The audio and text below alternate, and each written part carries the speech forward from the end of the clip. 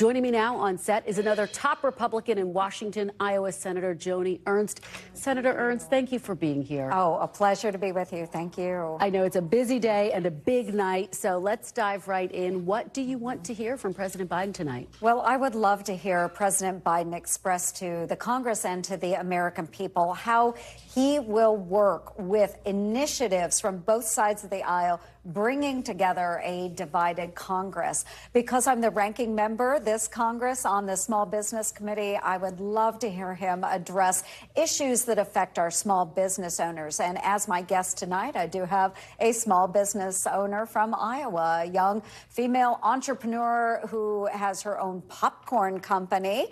But she will join me, and she has shared some thoughts on what she hopes President Biden says as well. Well, we know that the economy is going to be a key focus tonight. He's going to tout what he sees as the bright spots in the economy, the fact that the unemployment rate is at a 50-year high. He's apparently also going to float a $35 monthly cap on the cost of insulin. Is that something that you could see yourself supporting? Well, there are a number of initiatives that have been out there for years, and one of those that addresses not just insulin, but all different types of pharmaceuticals was Chuck Grassley's plan with Ron Wyden a number of years ago to decrease the cost of pharmaceuticals to all Americans, and yet that was rejected by the Democrats. It wasn't politically expedient for them to move that bill under President Trump. So I do think we need to go back and revisit all of these plans and make sure we're not just looking at insulin, but all sorts of Sounds like you're open to it. Is that a potentially? Yes? I will look at whatever proposals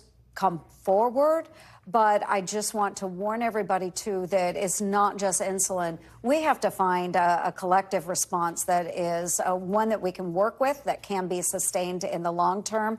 And I think Chuck Grassley had a great plan to do that. All right, let's move on to one of the big issues that is going to loom over this State of the Union address, and that is going to be this Chinese spy balloon. Now, the White House said that they could not shoot it down until it was over the water because they didn't want the debris to hurt anyone or anything on the ground. Do you accept that reasoning, and do you think that the White House was right to wait for it to be over the water to shoot it down? Well, I have had the opportunity to visit with members out at the DOD and those involved in the decision-making process. And I believe wholeheartedly that they were looking at this as a way to protect the American people. I think they were evaluating this Chinese spy balloon.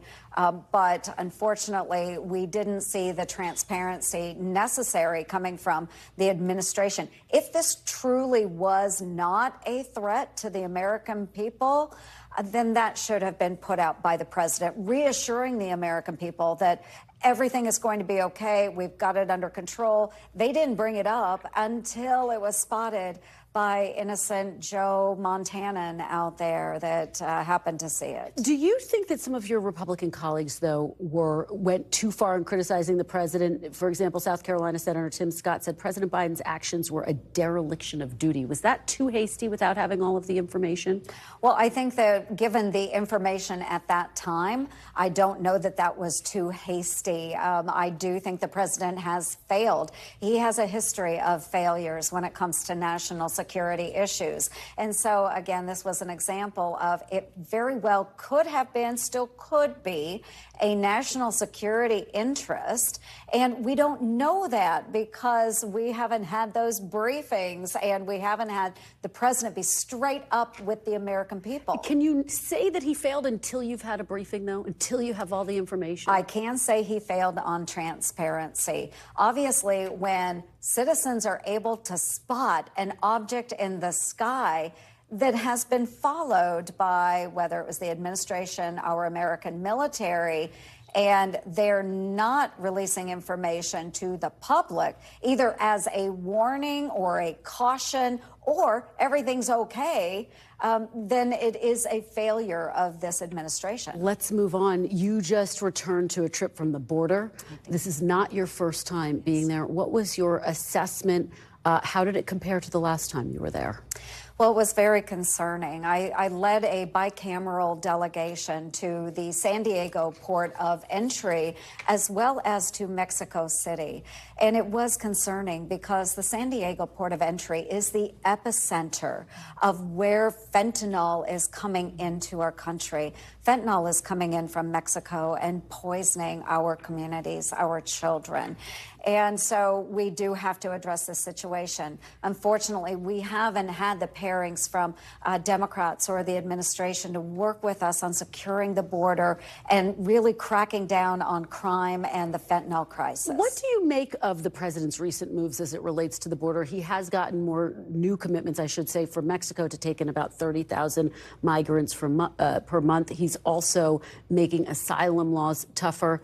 Do you support what he's done? Do you think it goes far enough? I think they're Band-Aid steps, and we have seen this through many administrations, just Band-Aid steps. We really do need to figure out the asylum processes here in the United States. We need to work with the Mexican government, but we've got to do much, much more to protect our nation. Is there anything that you think realistically can get done in a bipartisan fashion in these next 2 years on the issue of immigration or asylum, given the climate right now, given that 2024 is looming so large? I would say it is going to be a very difficult environment to get anything done, whether it is border security or whether it is new immigration policy. But I think both sides should be able to acknowledge we have a lot of work to do on both.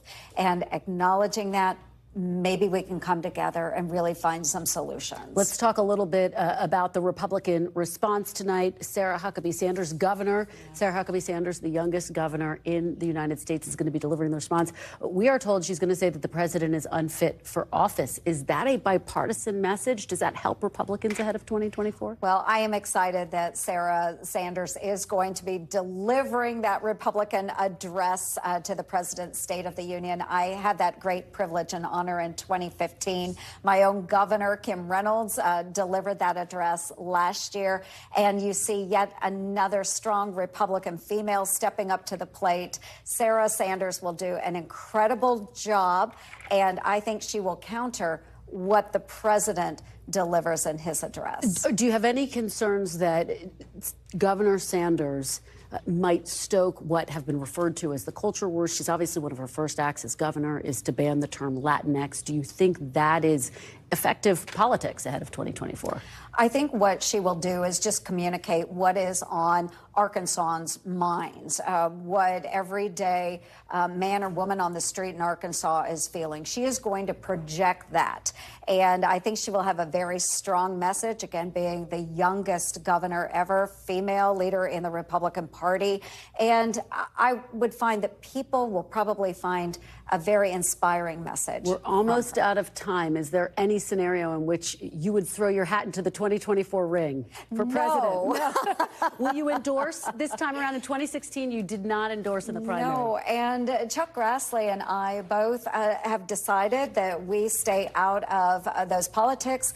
Iowa remains first in the nation for Republicans. We're very proud of that. And in order to preserve that status, we will remain neutral through the caucuses. We have 30 seconds left. Your message to Democrats who want South Carolina to be the first state. I would say that our Iowa Democrats really put forward some unique ideas, and they supported diverse candidates. If you look at Barack Obama, if you look at Pete Buttigieg, I thought our Democrats did very well. Unfortunately, they don't have the first in the nation caucus. Senator Ernst, thank you so much. Really appreciate it.